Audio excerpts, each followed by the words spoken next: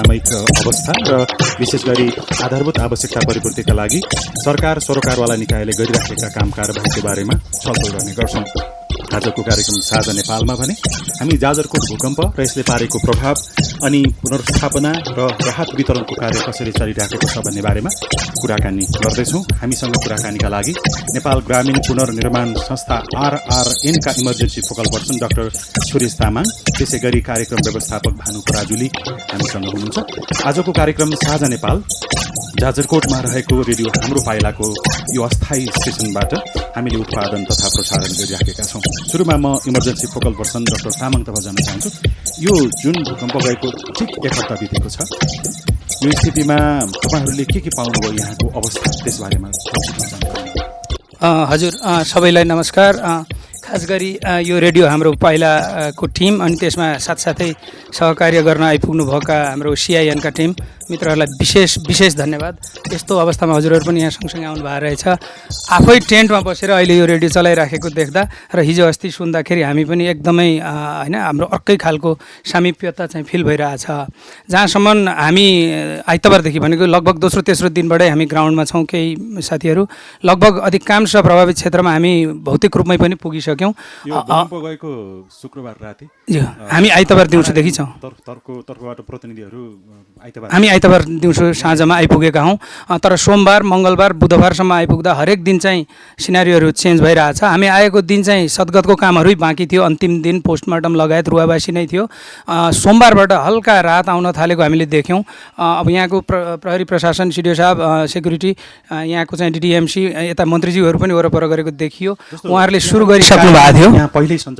त्यसमा दुईटै कुरा, एउटा त सहायताको लागि अवश्यै हो, किनभने यो अवस्थामा हामी काठमाडौँमा खबर पढेर बसिराख्न सकेनौँ।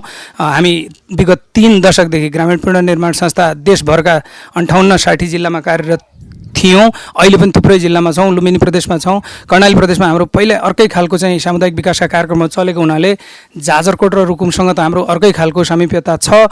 र अहिले फिलहाल अरू नियमित प्रोजेक्ट नभए पनि हाम्रो यहाँका स्थानीय कर्मचारी साथीहरू, यहाँको नेटवर्क, यहाँको स्थानीय सरकारहरूसँग हाम्रो एक खालको सम्बन्ध कायमै थियो। अनि हामीलाई त त्यो आउनुपर्ने नैतिकता पनि एकदमै टड्कारो भयो र हामी तत्कालै हाम्रो कार्यकारी अध्यक्ष डाक्टर अर्जुन कार्की सहित हामी तत्कालै हिँड्यौँ।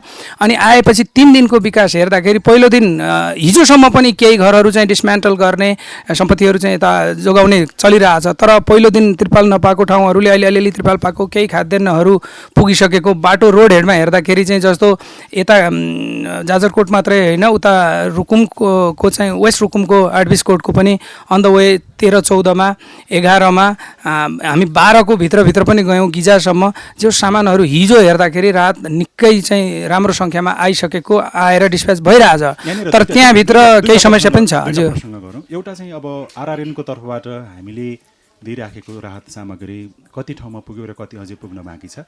एउटा सारमा तपाईँले त समग्र जिल्लाको अथवा दुवै जिल्लाको राहत यो वितरण प्रणालीले नजिकबाट हेरिराख्नु भएको छ। अरू समग्र सङ्घ संस्थाले दिएको राहत वितरण कति प्रतिशतसम्म पुग्यो होला अन्दाजी? र RRN ले चाहिँ तपाईँले बनाएको योजनामध्ये कति पुग्यो, कति पुग्यो? अब यो चाहिँ हजुरले अलि गम्भीर प्रश्न पनि, अनि अरूकोसँग हाम्रो प्रतिशतमा भन्न चाहिँ अलिक गाह्रै होला। तर हाम्रो यसो अनुभवले र केही तथ्याङ्क हेर्दाखेरि राम्रै सङ्ख्यामा पुगेको म बुझ्छु। त्यसमा अलि बढी जाजरकोटपट्टि हो कि भन्ने एक खालको मिडियामा र उता रुकुमकोटतिर जाँदा सुनिन्छ।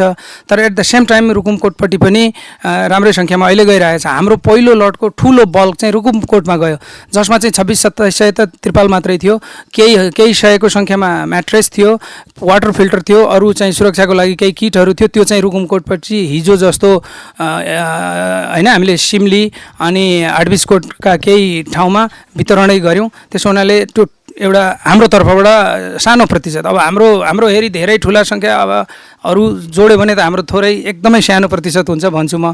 तर नेक्स्ट फेजमा चाहिँ हाम्रो अर्को 2-3 दिन 4 दिन तिहारसम्ममा हामी चाहिँ आज भोलि आउने एउटा ठुलो रातको एउटा ठुलो प्याकेज चाहिँ यहाँ झारेर यहाँबाट हामी यो जिल्लाको जाजरकोटकोमा हामी भौतिक रूपमा हामीले पुर्याउनै सकेका छैनौँ। त्यसमा चाहिँ हामी राम्रो सङ्ख्यामा त्रिपाल लगायत चाहिँ म्याट्रेस, केही खाद्यान्न जस्तो पोषणको हिसाबले हामीले चाहिँ लिटो समेत पनि परेको एउटा प्याकेज चाहिँ अहिले आइरहेछ। अहिले भर्खरै नजिकै आइसकेको छ। आज दिउँ जाजरकोटलाई हुन्छ।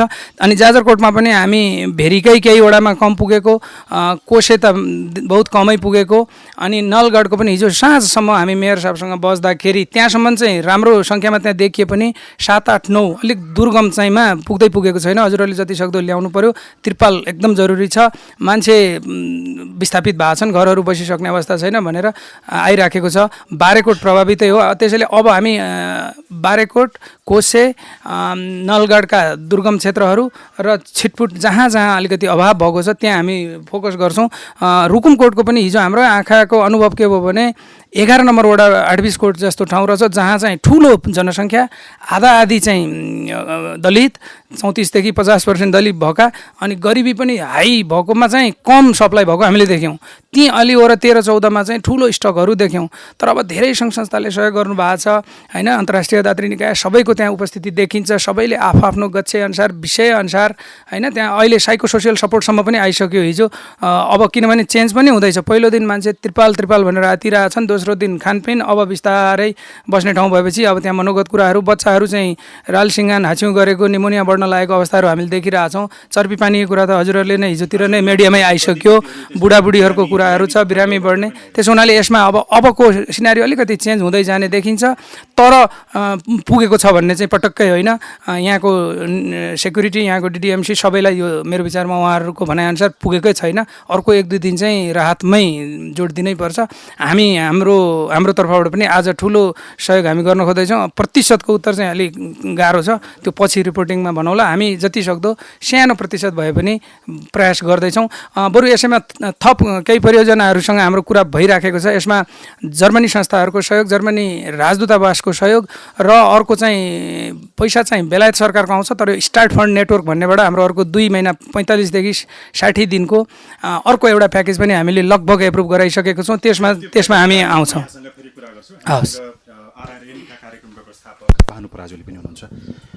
अब अहिले यो जुन वितरण गर्नै पर्छ भन्ने ढङ्गबाट सिधै राहतमा मात्रै सबै केन्द्रित भइराखेको अवस्था छ।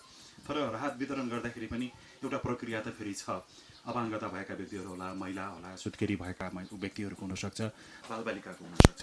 त्यो विषयबाट, त्यो दृष्टिकोणबाट चाहिँ अहिले यो 7 दिनमा चाहिँ त्यो सोचिएको जस्तो पाउनुभयो कि नसोचेको जस्तो पाउनुभयो तपाईँले चाहिँ, अथवा तपाईँहरू आरआरएनले नै त्यसमा केही सोचेर काम गरिराखेको छ कि छैन? धन्यवाद। एकदम गम्भीर र अनि यो भूकम्पको अहिले प्रभावितमा सबभन्दा जोखिमपूर्ण समुदायको जुन वर्गको यहाँले कुरा गर्नुभयो, यसमा अहिले 1 हप्ता, अब यो भूकम्प गएको 1 हप्ता बितेको छ। यो हप्तामा हेर्दाखेरि अहिले धेरै कुराहरू त त्यो सिनेरियो डे बाई डे अलि निड्सहरू पनि बढ्दै गएको र अनि चेन्ज हुँदै गएको हाम्रो डाक्टर साहबले बताइसक्नु भएको छ। विशेष गरी बच्चाहरू र महिला, गर्भवती महिला, सुत्केरी महिलाहरूको हकमा हामीले कतिपयलाई त हिजै पनि हामी उहाँहरूलाई गाडीमै पनि हेल्थ पोस्टमा चेकअप गराउन जाने हिसाबले पनि हामीले उहाँहरूलाई पनि लिएर छोड्ने काम पनि गऱ्यौँ। केही सन्दर्भमा बालबालिकाहरू देखेका छौँ। यो भूकम्पले ठुलो क्षति बालबालिकामा नि गरेको छ, किन भन्दा ठुलो सङ्ख्यामा त्यो निधन हुनेको सङ्ख्या पनि बालबालिकाको ठुलो छ। त्यो हिसाबले पनि यो भूकम्प कस्तो हो भन्दाखेरि यो सानो स्केलको हो, तर यसले नोटिस गरेको छ।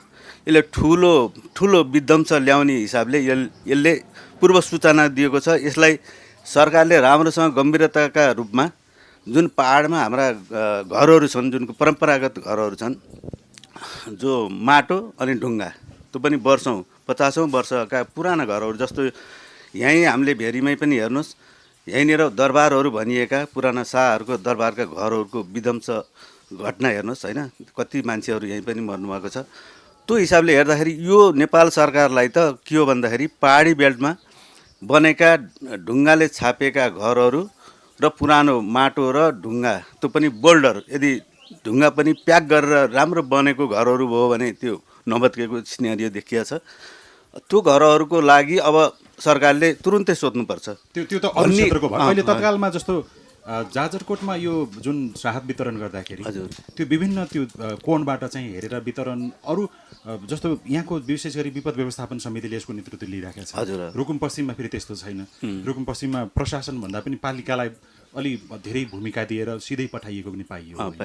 यसमा सच्याउनु पर्ने कुराहरू केही तपाईँको यसमा अब अघि डाक्टर साहबले नै भन्नुभयो, अलिकति राहत आउने सन्दर्भमा उताको गुनासो जाजरकोट धेरै आयो, हाम्रोमा कम आयो भन्ने हिसाबले अब यहाँले अब सूचनाहरू पनि मिडिया पत्रिका होइन लिखित उसहरूमा नै आएको छ। त्यो खालको अब राजनीतिक विषय होला, त्यो भित्र त धेरै नजाउँ। तर अब आफ्ना आफ्नै गुनासा हुन्छन्। अब समुदायमा हाम्रो समूह अब वर्गीय समाज छ होइन, विभिन्न खालको दलीय हिसाबले अलिकति दलीय हिसाबले विकृत रूप त हाम्रो नेपालको छ नै। राजनीति हिसाबले स्पष्ट रूपमा भन्न सकिन्छ, किन भन्दा तेरो मेरो आफन्त होइन, राम्रो र कहाँ आवश्यकता भन्दा पनि तेरो मेरो भन्ने खालको यो इमर्जेन्सी जस्तो सिचुएसनमा त्यस्तो खालको नहोस् भन्ने हाम्रो चाहना हो।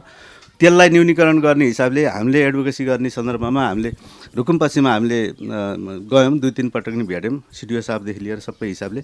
उहाँहरूको आफ्नै गुनासा छ, तर तपाईँले यसरी पनि जान सक्नुहुन्छ भन्ने हिसाबले अलिअलि अहिले चेन्ज हुँदै ल्याउनु भएको छ। उहाँहरूले सिधै सामग्रीहरू पालिकाहरूमा पठाउने हिसाबले पनि गर्नुभयो, अनि टिपाउने डिडिएमसीमा टिपाउने अनि सिधै त्यसरी लाने गर्नुभयो। अब इमर्जेन्सीमा त्यो पनि एउटा एप्रोच हो, किन भन्दा तर त्यो एप्रोचले तपाईँले भने जस्तो वर्गीय हिसाबले अब जस्तो बालबालिका, महिला, सुत्केरीदेखि लिएर जो भल्नेबर अनि वृद्धा र अपाङ्गता भएका, अब यही भूकम्पले कति अपाङ्गता अब निम्त्याउने हो।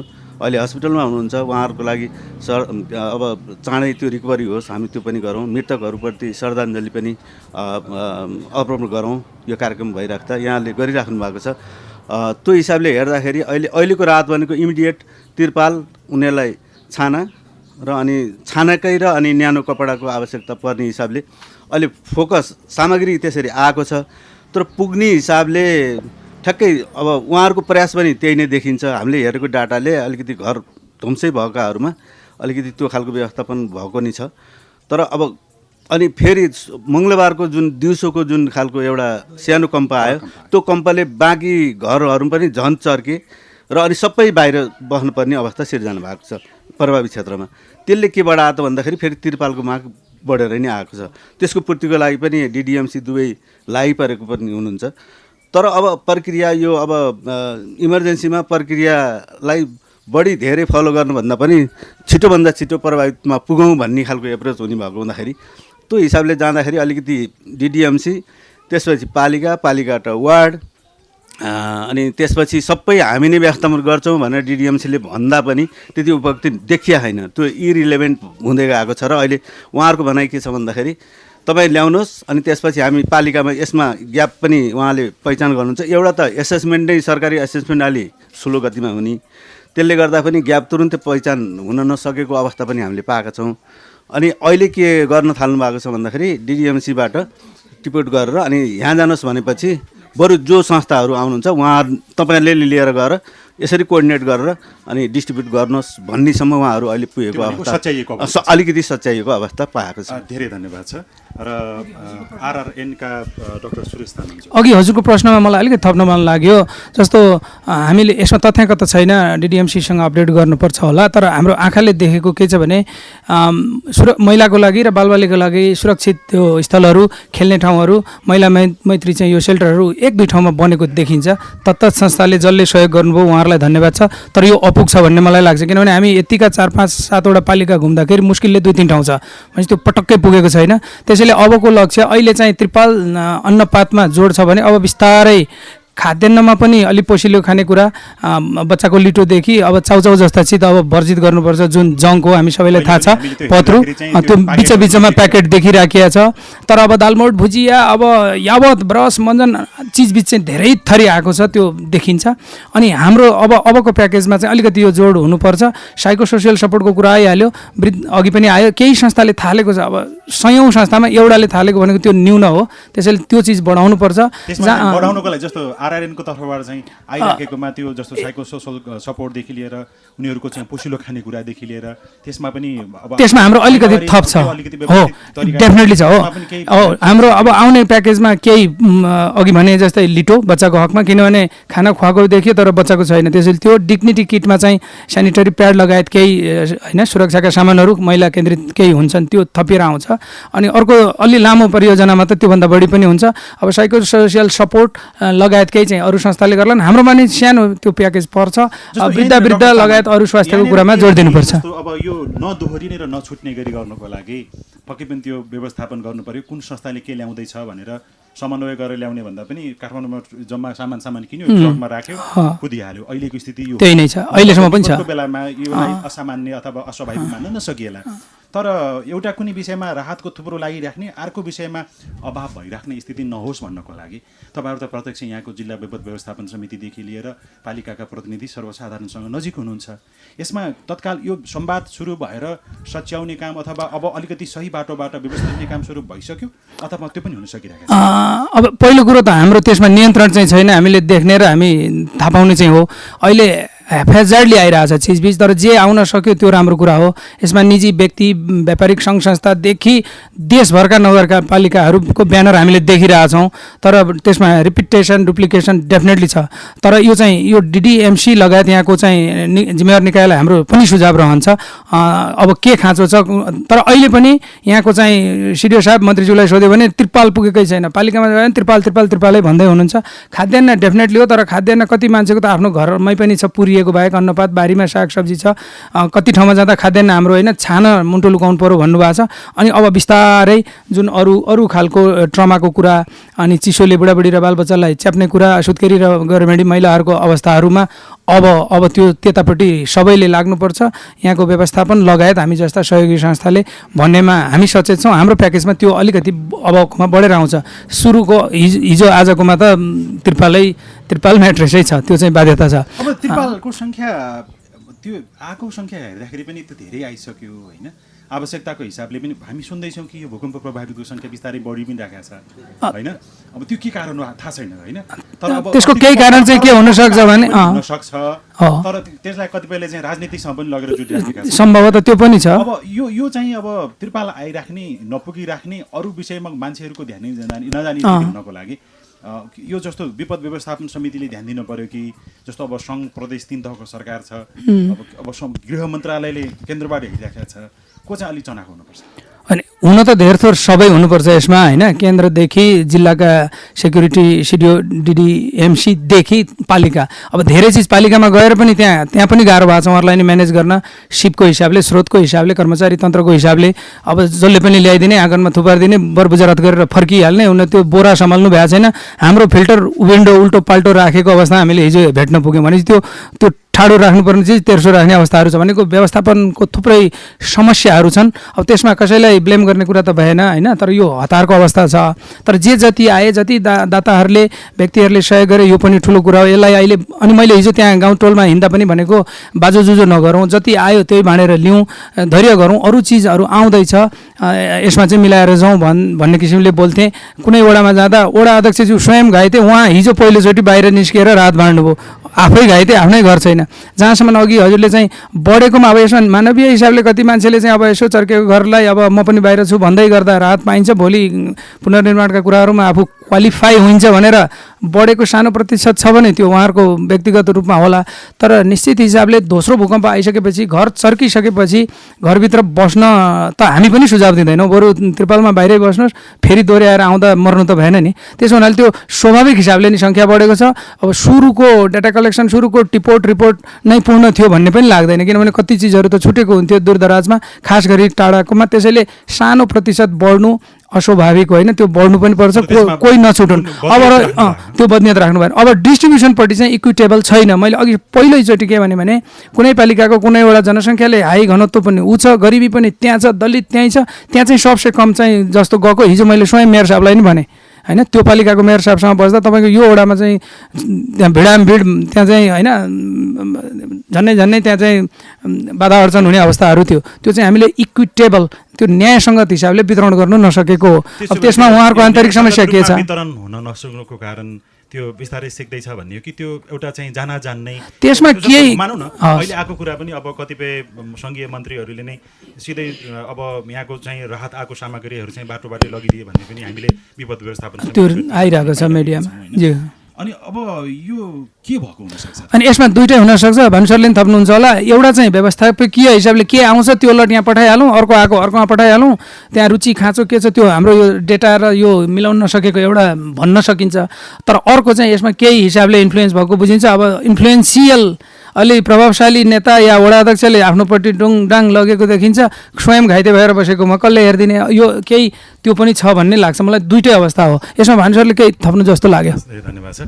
आरआरएनका कार्यक्रम व्यवस्थापक भानु पराजुली हुनुहुन्छ। यो स्थिति, यो वितरण प्रणालीलाई व्यवस्थित यसलाई व्यवस्थित गर्नलाई हामीले हेर्दाखेरि मलाई कस्तो लाग्यो भने हामी अलिकति यसमा सरकारको मात्रै होइन बाटो हेरेर बस्ने होइन। किन भन्दा सिभिल सोसाइटी, नेपालको सिभिल सोसाइटी सेक्टर एकदम भाइब्रेन्ट मान्छौँ हामी, मान्छौँ। जाजरकोटमा पनि सङ्घ संस्थाहरू धेरै हुनुहुन्छ र अझ गाउँ गाउँमा त युवा क्लबदेखि लिए महिला समूहहरू कति एक्टिभ, त्यो हेल्थमा काम गरेका हुनु होला अथवा कृषिमा हुनु होला होइन, सबै हिसाबले स्पोर्ट सेक्टरमा होलादेखि लिएर सबै पोषणमा होला, सबै हिसाबले जो नागरिक समाज छ, जो गाउँका युवा क्लबहरू छन् होइन, बाल क्लबहरू छन्, त्यहाँका नागरिक संस्थाहरू छन् होइन, विभिन्न खालका युजर समितिहरू छन्, उनीहरूलाई पालिकाले वडाले अलिकति मोबिलाइज गर्न अलि नसकेका हुन् कि हामीले एक दुईवटा युवा क्लबको भाइहरूलाई हामीलाई रोलै दिनुभएको छैन भन्ने खालको पनि गुनासो गर्नुभएको थियो। किन भन्दा यो बेला भनेको ट्रस्ट पनि गर्ने हो, विश्वास नि गर्नुपर्ने बेला हो। किन भन्दा उहाँहरू परिचालित राम्रोसँग हुने भने यो राहत वितरण अहिलेको इमिडिएट यो 1 हप्ता 1.5 हप्ताको यो कार्यक्रम राम्ररी सरकारले, स्थानीय सरकारले मजाले गर्न सक्ने वातावरण बन्न सक्छ। तर त्यो बनाउन अलिकति थाहा छैन, त्यो अब सिप नजानेर अथवा कम्युनिकेसन अलिक ग्याप भएर हो कि त्यो खालको परिचालन अहिले अलिक कम देखिएको पाएको छ। अविश्वास चाहिँ के कारणले भएको हुनसक्छ? तपाईँले भन्नुभयो आमा समूह छ, क्लबहरू छ, सबै संरचना त त्यो छ नि त। अब यसमा अविश्वास भनेको अलि अब जोडिन्छ, फेरि गएर राजनीति नै जोडिन्छ। अविश्वास हो कि हस्तक्षेप भनेर बुझ्ने त? अब यसलाई अब हस्तक्षेप नै हो मुख्य रूपमा। अब तेरो मेरो अहिले अघि नै सुरुमै नि मैले उठाएको थिएँ, तेरो मेरो हाम्रो मेरो भन्ने भन्दा पनि अब राम्रो र कहाँ आवश्यकता कहाँ जोखिम र भन्ने हिसाबले हेरिदिने र यो इमर्जेन्सीलाई राम्रोसँग बुझ्नुभयो भनेदेखि हो। तर यसमा पनि खेल्ने फेरि तपाईँ अब कस्तो हुन्छ भने इमर्जेन्सीमा फेरि खेल्ने प्लेयर पनि हुन्छ। समूह बाल क्लबका व्यक्ति र उहाँहरू पनि भिक्टिम हुनुहुन्छ। फेरि त्यो प्रभावित तर छिमेकीहरूको पनि गरेको काम कारबाही कति त्यो सन्तुलित छ कि छैन भनेर अर्को प्रश्न, अर्को प्रश्न पनि छ। र त्यसमा अब फेरि गैर सरकारी संस्था, सिभिल सोसाइटी, अब नागरिक समुदायलाई हेर्ने दृष्टिकोण सरकारीको पनि अलि फरक पनि छ। फेरि अब यो अविश्वास आउनुमा त अब ठुलो कथा छ होइन। अब वर्षौँदेखि अब हामी अब 46-47देखि जब नेपालमा पुनर्स्थापना भयो, प्रजातन्त्र पुनर्स्थापना भएपछि नै यो खालको freedom of speech, freedom of एसेम्ब्लीदेखि लिएर फ्रिडम अफ एसोसिएसनको जुन आयो त्यो हिसाबले यो भाइब्रेन्ट भएको छ। तर अब सरकारले पछिल्लो पटक अब गणतन्त्र हुँदै यसरी आउँदाखेरि अब यो पोलिटिकल कल्चर अनि नर्म्सहरू, हाम्रा भ्यालुजहरू, हाम्रो सामाजिक संरचना, हाम्रा पुराना परम्परागत अब होइन रहिथाने हाम्रा परम्परा कति मूल्य मान्यताहरू, राम्रा पक्षहरूलाई अलिक प्रमोट गरेर लाने र अब त्यस्ता ट्याबुजहरू जो छ, सामाजिक कुरीतिहरू छ, त्यसलाई हटाउँदै जाने भन्ने सन्दर्भमा बढी सिभिल सोसाइटीले रोल प्ले गर्नुभएको छ यो ओभर द होइन 30 इयर्समा। तर पनि यसमा अब अलि पछिल्लो चरणमा आउँदाखेरि बिस्तारै बढ्दै गएको छ क्या। सरकारी निकायले अब गैर सरकारी क्षेत्रलाई हेर्ने, अब नागरिक समुदाय संस्थाहरूलाई हेर्ने दृष्टिकोणमा पनि अलिकति अब यताबाट पनि केही कमी कमजोरी भएको होलान् होइन। अब उहाँहरूले गभर्नेन्समा तपाईँहरूले सुधार गर्न सक्नुभएन भन्ने आरोप लाग्छ भने यतापट्टि पनि तपाईँहरू पनि अब अलिकति डलरकै खेती गर्ने त हो भन्ने हिसाबले तपाईँहरूले गर्ने हो। तपाईँहरूले धेरै तलब खानुहुन्छ देखि लिएर धेरै कुरा छन्, यसका पाटाहरू आफ्नै छन्, आफ्नो आरोप प्रत्यारोप चलिरहेछ। तर पनि अब यस्तो बेला अलिकति विश्वासको वातावरण सिर्जना गर्न सक्नुपर्छ। त्यो भनेको पोलिटिकल नेतृत्वले नै हो। पोलिटिकल नेतृत्वले नै हस्तक्षेप गर्ने अनि तेरो र मेरो आफ्नो भन्ने खालको त्यो भावनाबाट अलिकति पछाडि हटेर यो बेला सबै लाग्नुपर्छ। यो हाम्रो दुःखको बेला हो, यो पीडामा मलमपट्टि गर्नलाई सबै लाग्नुपर्छ भन्न अलिकति नागरिक संस्थाहरूलाई पनि विश्वास गर्ने वातावरण बन्यो भने सम्भवतः यो अहिले अलिक बढ्दै पनि गएको छ। हामीले यसो हेर्दाखेरि केही भाइ बहिनीहरूसँग नि हामीले भेट्यौँ, त्यो हिसाबले अगाडि बढेको छ। यसमा त अझ यो मिडिया, हाम्रो यो सामुदायिक रेडियोदेखि लिएर सूचनाको सञ्चारको एकदम अहिले प्रत्यक्ष रूपमा म त के भन्छु भने हाम्रो रातको प्याकेजमा एक एकवटा रेडियो नभएको घरमा रेडियो पनि जाउन् र उनीहरूको भत्केकै घरमा पनि त्यो टहरमा पनि त्यहाँ रेडियो बिहानै बेलुका बजिराखोस् भन्ने चाहना छ। तर अब सम्भवतः अब हाम्रा अरू प्याकेजमा पनि हामीले पनि स्टार्ट गर्ने हो कि भन्ने एकदम नाना र खानाको महत्त्व छ, त्यतिकै सूचनाको महत्त्व छ भन्ने मलाई लाग्छ। हस्, धेरै धन्यवाद। म डाक्टर तामाङतर्फ जान चाहन्छु। यो अलिकति दुईवटा कुरा म तपाईँसँग जानौँ। एउटा चाहिँ भर्खरै उहाँले भन्नुभयो अहिलेको सबभन्दा भरपर्दो सूचनाको माध्यम भनेको रेडियो नै हो। इन्टरनेटको अवस्था व्यवस्थित छैन, टेलिभिजन यहाँ पुग्न सक्दैन। त्यस कारणले गर्दाखेरि यो विषयमा फेरि आउँछु। त्योभन्दा अगाडि चाहिँ अब गैर सरकारी संस्थाहरूको पनि सङ्गठनहरू त छ नै। हाम्रो जुन एउटा विश्वासको वातावरण बनाएर अगाडि बढ्ने सन्दर्भमा केही सच्याउनु पर्ने ठाउँ देख्नुहुन्छ कि केन्द्रीय स्तरबाट अब अहिले प्रदेश स्तरबाट यो समन्वय भयो भने अझ राम्रो हुनसक्छ? एकदम, त्यसमा त हामीलाई बिजी राखेको कुरा छ। एनजिओ फेड एनजिओहरूको छाता संस्थाले बल्ल हिजो अस्ति काठमाडौँमा मिटिङ कल गरिराखेको थियो। हामीलाई नि इमेल आयो। हामी यहाँ फिल्डमा 4 दिनदेखि छौँ। हामी अब बगरमल पुग्ने स्थिति त छैन, तर त्यहाँ मिटिङ गर्न अहिले होइन, ढिला भयो। उहाँहरू गर्नु पर्थ्यो त्यही शुक्रबार राति भएपछि शनिबार बिहान, र उहाँहरू मोबिलाइज हुनु पर्थ्यो। अब जिल्ला एनजिओ फेडले कति के गरेको छ मलाई थाहा छैन, म सम्पर्कमा पनि आएको छैन। मलाई लाग्छ यहाँका केही एनजिओ साथीहरू सक्रिय छन्, केही सायद समन्वय र त्यो चाहिँ त्यो भएको छैन। जहाँसम्म अघिल्लो प्रश्नमा म अझै व्याख्या हुन चाहन्छु। विपदको कुरा गर्दाखेरि विपद भनेको चाहिँ एउटा मानवीय आपत्ति भएपछि त्यसमा जात धर्म रङ राजनीति केही हुनु हुँदैन।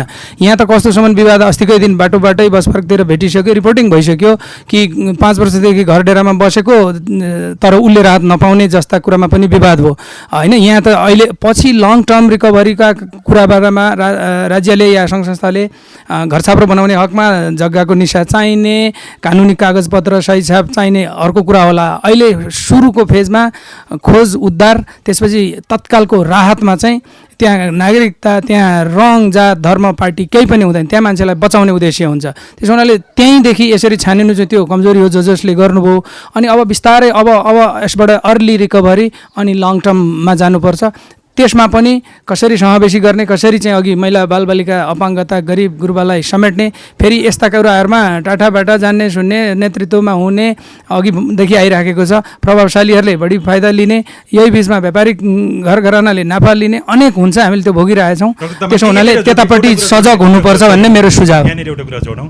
अब जाजरकोट लगायतका अलिकति पहाडी भेगमा चाहिँ अहिले पनि चाहिँ विभिन्न जात धर्मको नाममा एक प्रकारको विभेद छ जसलाई चिर्न आवश्यक छ। अब जाजरकोट, अब रुकुम पश्चिम लगायतका विभिन्न क्षेत्रमा पनि यो अझै पनि छ। र अहिले एउटा जोखिम के पनि भयो भने जस्तो अब सबैजना खुला आकाश पनि आइराखेको अवस्थामा राहत वितरणको हुनसक्छ, त्यहाँ बस्ने सन्दर्भमा हुनसक्छ।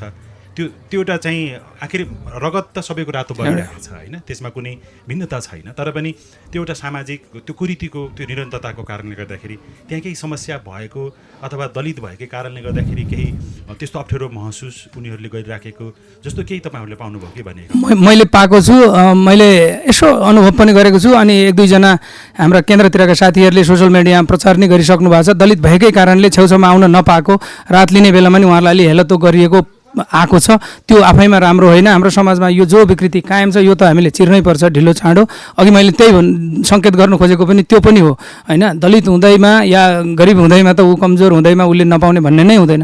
त्यो पनि छ भने त्यसलाई हटाउनुपर्छ। यहाँका सङ्घ संस्था, यहाँको सबै निकायहरूले चनाखो हुनैपर्छ यो विषयमा। हामी पनि त्यसको चाहिँ विरोधको पक्षमा छौँ। विपदको बेलामा सामुदायिक रेडियोको भूमिकाको विषयलाई तपाईँले कसरी लिनुभयो? हुन त जाजरकोटमा पनि पूर्व मन्त्री, गृहमन्त्रीदेखि सबै व्यक्तिले आएर चाहिँ अब कार्यक्रम चलाएको, रेडियोमा बोलेको कुरा, यद्यपि यसलाई कतिपयले त्यो एउटा चाहिँ लोकप्रियताको नाममा गरिएको व्यवहार भनिएका छन्।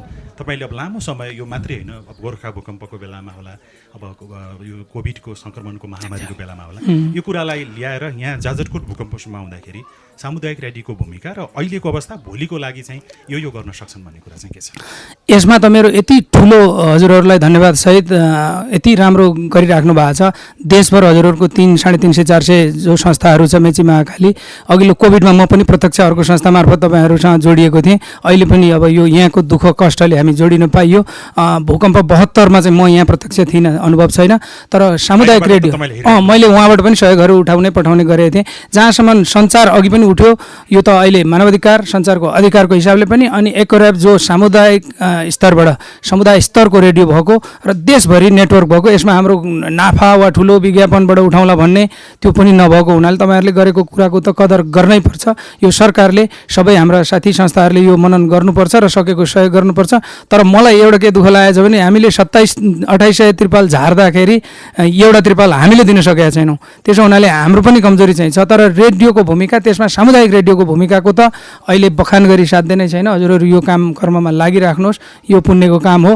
अघिल्लो कोभिडमा पनि यही अनुभव छ। हामीले देशभरि रेडियो एकोरब मार्फत, अर्को कुनै संस्था मार्फत मैले पनि सहयोग गरेर कार्यक्रमहरू गरेको यससँग आबद्ध साथीहरूलाई थाहै छ। धन्यवाद। भविष्यको कुरा चाहिँ केही आरआरएनको तर्फबाट चाहिँ हामीले जस्तो अब एउटा अलिकति यो सामुदायिक रेडियोको बारेमा जानकारी गराइहालौँ। जाजरकोटमा रेडियो हाम्रो पाइला जुन अहिले अस्थायी टेन्टबाट मात्रै हामी यसको प्रसारण गरिराखेका छौँ र कार्यक्रम साझा नेपाल आज रेडियो हाम्रो पाइला जाजरकोटबाट उत्पादन तथा प्रसारण भइराखेको छ। अर्को रेडियो जाजरकोट त्यो अस्थायी रूपमा ल्याउनको लागि पाल माग्दैमा समय बितिराखेको छ। सही ढङ्गबाट त्यो प्राप्त हुन सकिरहेको छैन। अर्को खलङ्गा एफएम जो त्यो पूर्ण रूपमा ध्वस्त भएर त्यहाँभित्रका सामग्रीहरू त्यो अवस्था अहिले बनिरहेका छैन। हामी हिजो मात्रै रेडियो यो रुकुम पश्चिमको रेडियोमा पनि हामी पुग्यौँ, समावेशी एफएम जो निकै माथि डाँडामा छ। यसलाई व्यवस्थापनको काम पनि भइरहेको छ। उहाँहरूको माग भनेको हामीलाई अहिले तत्कालको लागि त अस्थायी रूपमा हामीले काम गर्न सकौँला, तर यसको दीर्घकालीन रूपमा चाहिँ सरकारले पनि हेर्दैन, कसैले पनि हेरिरहेका छैन भन्ने कुरा छ।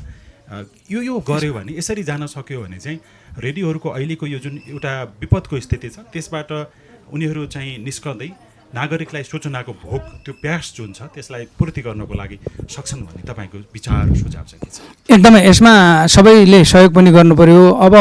अब अहिले हामी अर्ली रिलिफबाट त अब बाहिर होइन आइसक्यौँ। राहत र खोज उद्धार अब सक्यो। राहतको मध्यम अन्तिम छौँ भन्ने लाग्छ। अब आजबाट उपरान्तको कार्यक्रममा चाहिँ बिस्तारै अब अर्ली रिकभरी र लङ टर्म प्लानिङहरू होला। त्यसमा हाम्रा संस्थाहरूले आफ्नो किसिमले केही आन्तरिक एसेसमेन्ट पनि गर्दैछौँ। अर्को 2-2.5 महिनामा केही अस्थायी होइन टहरो छाप्रो बनाएर अहिलेको टेन्टभन्दा अर्को 1-2 महिना धान्ने, सायद त्यसमा जस्ता वा अलिकति योभन्दा सुरक्षितमा सार्ने सानो प्याकेज पनि हामी तयार गर्दैछौँ। त्यसपछि त यहाँका अरू लामो परियोजना, सामाजिक आर्थिक रूपले पुनर्स्थापन गर्ने, त्यसमा कृषि, खेती, उद्यमशीलता, अब महिला बालबालिका सबै सामाजिक पक्षहरू, अघिका दलित होइन यो जुन सामाजिक विभेदका विकृतिका समेत पनि लामो परियोजनाहरू सरकारले ल्याउला, सङ्घ संस्था एनजिओ दातृहरूले पनि ल्याउला। हामी पनि त्यसको लागि प्रयासरत छौँ। अब रह्यो सञ्चार र चाहिँ रेडियोको आफ्नै भूमिकाको लागि पनि अब गर्ने सङ्घ संस्थाहरूले त्यसमा सहयोग गर्नु पर्यो। अब आरआरएन हाम्रो ग्रामीण पुनर्निर्माण संस्थाकै आफ्नो प्रोग्राममा नभए पनि म अर्को एउटा कुनै संस्थाको प्रोग्राम पनि मैले नेपालको एउटा सल्लाहकारको रूपले काम गर्छु। त्यसमा 6-7 वर्ष 72को भूकम्पपछि नै एकोर्याबसँग सहकार्य भएको हो। सायद त्यतापट्टिबाट केही परियोजनाहरूमा सानो ठुलो सहयोग गर्न सकिन्छ कि, तर त्यसमा अघिल्लो अनुभव पनि के छ भने प्राविधिक हिसाबले इक्विपमेन्ट पनि दिनुपर्ने कुराहरू हुँदो रहेछ। त्यसमा सँगसँगै चाहिँ पिएसए यो चाहिँ जिङ्गल, मसला, सूचना, समाचार पनि चाहिने। अनि देशभरि फेरि हजुरहरूले पनि 300-350 संस्थामध्ये फेरि 30-28 छान्नुपर्ने। त्यसो हुनाले त्यो बहुत गाह्रो तपाईँहरूको तर्फमा पनि छ। तर त्यतापट्टि पनि हामी र म व्यक्तिगत रूपमा प्रयास गर्छु। आरआरएन संस्था भन्दा नि म मेरो अर्कोतिरको पहुँच भएको हिसाबले त्यसमा अलिकति केही गर्न सक्छु कि। अनि आरआरएनका नियमित कार्यक्रममा पनि हामीले सञ्चारलाई र जनताको सूचना पाउने अधिकारलाई निश्चित गर्ने हिसाबले, जनचेतना जगाउने हिसाबले त्यो पाटोमा पनि हामीले अलिअलि केही न केही राख्नुपर्छ होला, नत्र भने यो कहिलेकाहीँ भेट हुँदैन चिजबिज। त्यसमा हजुरहरूको भूमिका एकोर्याब लगायत हाम्रो पाइला लगायत देशभरिका अन्य सामुदायिक रेडियो प्लस अन्य पनि मिडियाको भूमिका रहन्छ। त्यसमा सहकार्य गर्दै अगाडि बढ्नुपर्छ भन्ने मलाई लाग्छ। भानुप्रसादले केही थप्न चाहनुहुन्छ? हामी कार्यक्रमको करिब अन्तमा आइपुग्यौँ। हस्, म थोरो अहिलेकै सिलसिलालाई जोड्दाखेरि विशेष गरी सामुदायिक रेडियोहरूको भूमिका त हामीले उल्लेख गरिसकेका छौँ। यसको अब सबैले ज्ञातै छ। यो सन्दर्भमा मलाई लागेको के छ भन्दाखेरि नेपाल सरकार, स्थानीय सरकारहरूले पनि अब यो क्षेत्रको अलिकति कदर गर्नु पर्यो होइन। अब जस्तो अहिले जुन हालतमा यहाँले प्रसारण गरिराख्नु भएको छ होइन, यो भूकम्पबाट प्रभावित हुनुहुन्छ। यस्ता अब यो भूकम्पले त नोटिस मात्रै गरेको छ। यो हाम्रो पहाडीदेखि लिएर यो अहिले हाम्रो नेपाल जुन एउटा फेजमा छ, जुन खालको यो प्लेटहरूको जो होइन, यो हिमालको यो तलपट्टिको यो बेल्टमा ठुलो भूकम्पको जोखिम अझै पनि छ। 80 वर्षदेखि होइन त्यो भित्रको म्यागमा उ भएर बसेको भन्ने विज्ञहरूको छ। त्यो हिसाबले पनि हामी त भल्नेभर छौँ, एकदम जोखिमपूर्ण अवस्थामा छ। यसमा अब सामुदायिक रेडियोहरूको विशेष सञ्चारकर्मीहरूको र रेडियोहरूको भूमिका अहम भएको हुँदाखेरि यसमा अब म त के भन्छु भन्दा सरकारले त ध्यान दिनै पर्यो, कहाँनिर अब सहकार्यमा काम गर्न सकिन्छ भन्ने हिसाबले स्थानीय सरकार, प्रदेश सरकार र सङ्घीय सरकारले ध्यान दिनु पर्यो भने अर्को सँगै फेरि नागरिक संस्थाहरू जो एनजिओ आइएनजिओहरूका प्रोग्रामहरू अलि रिकभरीका प्रोग्राम र लङ टर्मका प्रोजेक्टहरू बनिरहँदा पनि सामुदायिक रेडियोदेखि लिएर सञ्चारलाई एउटा वकालत गर्ने होइन, पैरवी गर्ने, नीतिगत हिसाबले पैरवी गर्ने दिशामा पनि अलिकति जोड्ने हिसाबले सहकार्य गर्न अलिक कमी भएको छ। किन भन्दा सम्भवतः हाम्रै प्रोजेक्टहरूमा हामीले त्यो हिसाबले नै जोडेका छौँ, कतिपय सन्दर्भमा हामीले सञ्चारकर्मीहरूलाई जोडेका छौँ। मलाई लाग्छ एकोराबको 13-14मा भूकम्पभन्दा अगाडि म पनि एकपल्ट हाम्रो त्यो आरसी हुनुहुन्थ्यो नि, आरसी लामिछाने हुने ताका हामी सहकारी नै गऱ्यौँ, 1-2 ठाउँमा केही राम्रो कामहरू पनि गरेका थियौँ। त्यो हिसाबले अलिक पछिल्लो पटक अलिक कम भएको छ। त्यस्तोलाई अलिकति निरन्तरता दिएर परियोजनाहरूमा पनि त्यो हिसाबले जोड्यो भनेदेखि, किन भन्दा हामी त नागरिक संस्थाले त सरकारलाई अकाउन्टेबल बनाउने, उनीहरूका जवाफदेही बनाउने होइन, र अनि नागरिकका सेवा सुविधाहरूमा कहाँ ग्याप छ त्यसमा भूमिका खेल्ने र कहाँ आवश्यकता पर्छ सर्भिस दिने हिसाबले पनि नागरिक संस्थाहरू आएको हुँदाखेरि त्यो लाइनमा मिडियाहरूलाई रेडियोहरूलाई अलिकति प्रमोट गरेर होइन, प्रबन्धन गरेर अगाडि जानुपर्छ भन्ने खालको एउटा एउटा मान्यता बन्नुपर्छ र त्यसलाई कार्यान्वयन गर्नुपर्छ भन्ने मलाई लाग्छ। धेरै धन्यवाद डाक्टर सुरेश तामाङ। म अन्तिममा आउँदैछु तपाईँसँग कि हामीले हिजो जाजरकोटदेखि रुकुम पश्चिमका विभिन्न कुना कन्दरामा पुग्दाखेरि बाटोमा देख्यौँ केही सहायता गर्ने सङ्घ संस्थाहरूले सिधै पनि यो राहत सामग्रीहरू वितरण गरिराखेको पायौँ। हुनसक्छ त्यो एउटा राजनीतिक र प्रशासनिक नेतृत्वमाथिको अविश्वासको रूपमा पनि कहिलेकाहीँ ल्याएर व्याख्या विश्लेषण गर्न सक्छौँ होला, र तपाईँहरूले पनि त्यो राहत वितरणको कामलाई अगाडि बढाइराख्नु भएको छ र यो राहत वितरणको कार्यको लागि अरू केही सामग्री पनि आउँदैछ भन्नुभएको छ।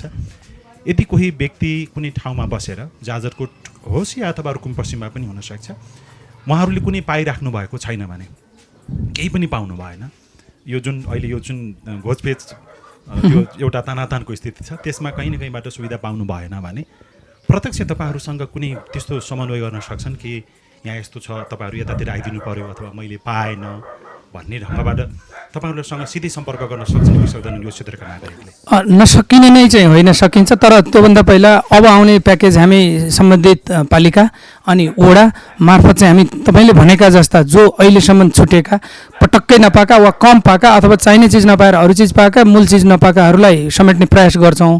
छिटपुटमा प्रत्यक्ष पनि हेर्ने हामी प्रयास गर्छौँ। अनि हामीले आजैदेखि लागू हुने गरी हाम्रो यहाँ एउटा कोठा सानो अस्थायी मुकाम सम्पर्क गर्ने कार्यालय पनि, किनभने थप अर्को 2-2.5 महिना त हामी यसै बस्ने नै भयौँ। त्यसो हुनाले एकदमै पटक्कै केही नपाएको छ भने त्यो हामी हेर्ने प्रयास चाहिँ गर्छौँ।